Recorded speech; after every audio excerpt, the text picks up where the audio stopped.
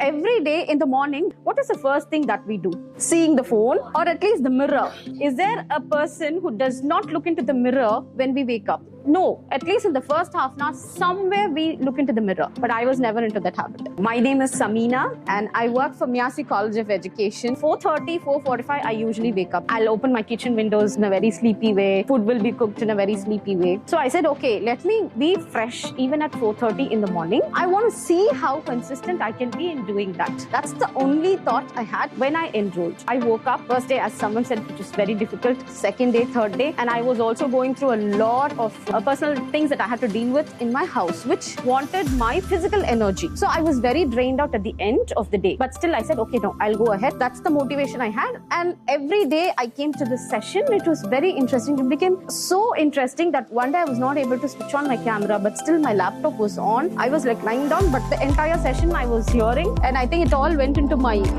sedated memory. But still I can recall what happened on that day. So that's the beauty of this program. And what did it do to me at the end? As everybody said, I was very consistent.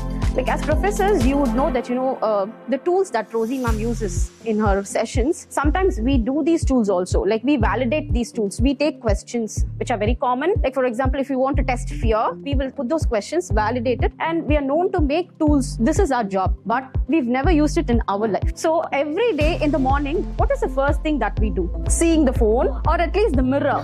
Just like how we looked into the mirrors in the morning, those tools of self-awareness made us look into ourselves every morning, because that's the first impression we need to have about ourselves. Where are we? Are we very strong in certain points? So as teachers, we are always taught to pick the positives of the children or the students and then present it. Here was something where we're working on the negatives and the positives, but still we could see where those positives was pushing us. So one transformational thing about that the 5 AM Club has taught me these triggers.